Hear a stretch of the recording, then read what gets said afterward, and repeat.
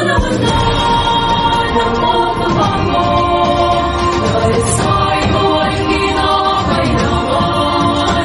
Tayo na magtulong-tulong, kapaunlarin ang mahal.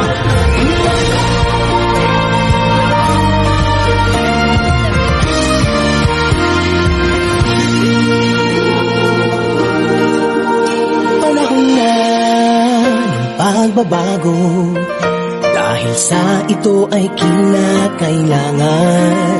Tayo na magtulong-tulong, napaunlarin ang mahal natin bayan.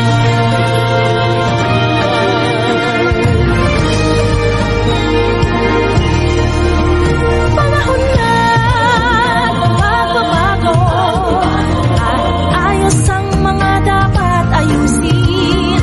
Dapat na maging tungkulin ng bawat mamamayan dito sa atin. Ng pagbabago patungo sa pag-asenso, magsikap ng mabuti at nang guminhawa tayo. Malaki natin sa mundo at ipamalas ang bagong Pilipino at bagong Pilipinas.